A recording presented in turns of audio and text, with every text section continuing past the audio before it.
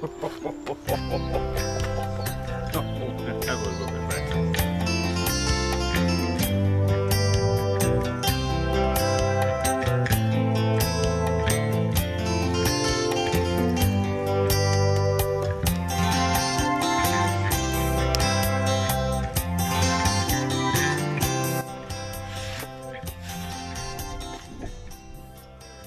Welcome back to the old bloke's kitchen. It must be a cooking video because I've got my chefy apron on. What more can a man want? At this point I could be so trendy I could grow a beard. That'll be a shock to the wife. The whole point of what I do is I like to make ingredients. And if you make decent ingredients, then it means the end result when you actually get around to cooking something makes for a far better end result. Makes perfect sense when you look at it like that, doesn't it? At least it does to me anyway. So what I set out to do was to make myself a smoker stroke dehydrator, and that's what this whole combination is. And if you want to know more about this, if you have a look at my Heritage Craft YouTube channel, you'll see the videos on how to make it. So this is about how to use it. And the whole concept behind this is I smoke and dehydrate something at the same time. So by way of a tester, I thought I'd start off by doing tomatoes. My end result in all of this is I want to end up making smoked paprika. So for the last couple of months I've been growing some Hungarian peppers in my workshop window, and they're coming along quite nicely, but they're not ready yet.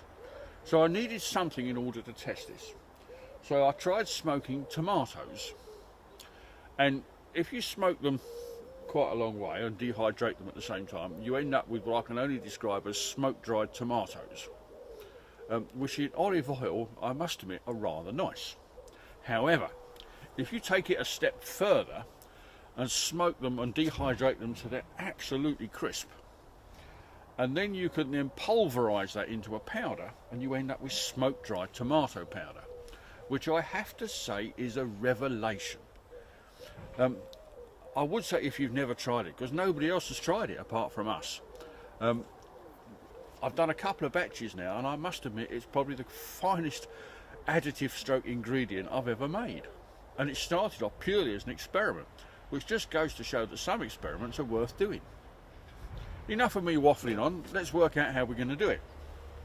So I've got in here 1.5 kilos of tomatoes, and it's a combination of Roma tomatoes at the bottom, and I've got some little cherry tomatoes, or I believe some people call them grape tomatoes, at the top.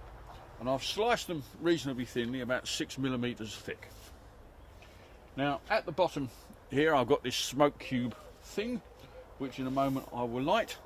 I've got applewood sawdust in there at the moment. I've tried a couple of sorts. Don't like oak, so I didn't try oak, but I did try maple the other day, and that was very nice. Today we're going to try apple. And I think that will do it particularly well. Other smoke cubes are available. I rather like the smoke cube. I hate the customer service of the company that does it. I sent them an email the other day asking about something, and I've been roundly ignored. So I'm not very impressed with that. However, we like the product. So we'll light this, set it going, and then what I'm going to do is I'm going to shut the door, and I shall leave this. So as you can see, this is just starting to smoke. So what we shall do is we'll shut the door,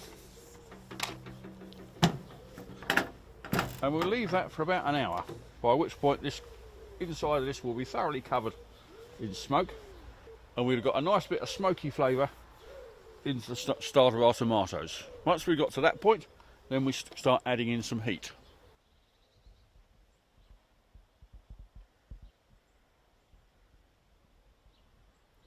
So this has been smoking now for about an hour, so the next stage is we need to get some heat into it.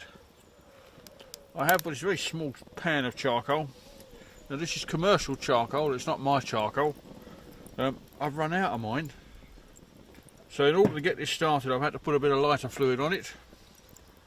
So we'll let that burn off. So when this is all nicely charred, that's all ready to go into the other end of this marvellous machine. So here we are. This is the secret weapon of this machine. So this goes into here. The smoke, or the heat, The heat then comes from there up this pipe into the back of our smoker, right, and this will produce the heat that we need to dehydrate the stuff inside. So with the fan connected up on the top, it pulls the air, or it pulls the heat up from our little charcoal fire up through this pipe here and up into the dehydrator, and that's what produces the heat that dehydrates our tomatoes. So all I need to do is to come back about once an hour just to top up the amount of charcoal. We don't want a big charcoal fire, we just want a trickle of heat. That's why I'm using charcoal. Now this is my kind of cooking. It involves smoke, a fire and a hammock. How I suffer for my art. I hope you all appreciate the sacrifices I make on your behalf.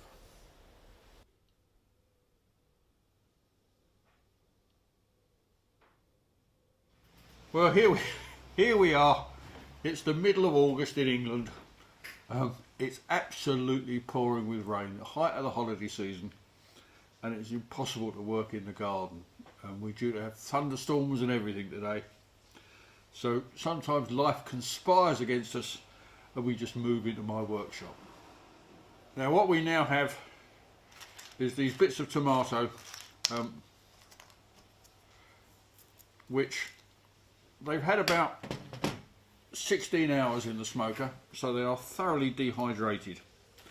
And then just to finish them off, I put them into a conventional oven for about an hour at about 80 degrees, because what I want to do is get them absolutely dried out. I want them as crisp as it's possible to get.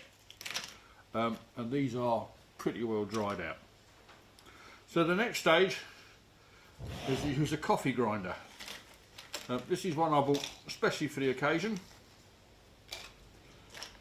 So it's never seen any coffee beans, but I'm sure if you cleared out your normal one and made it really clean, it would work. So let's put the lid on, press the button.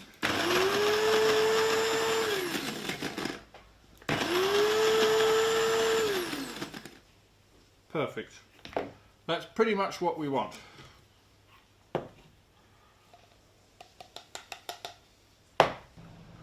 So what we end up with is this really fine powder.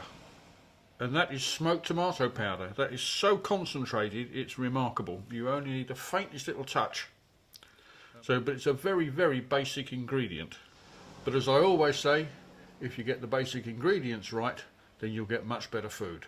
So there you are, 1.5 kilos of tomatoes, which has been smoked and reduced down. I've probably got about 100 grams in there now. What I can't really describe to you is how glorious this smells. It makes my workshop smell the best it's smelled in absolutely years. I mean, the aroma is tremendous. Well, hopefully you got something from that. I know I certainly have. I've got a load of tomato powder. I must say I'm thoroughly looking forward to having it. I'm certainly looking forward to my lunch of tomato bread, which I shall have in a moment. If you enjoyed the video, have a look at the other ones on my channel. You never know, you might even enjoy those as well.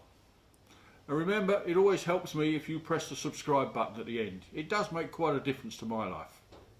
So thank you very much for watching. I look forward to seeing you again soon. Bye bye.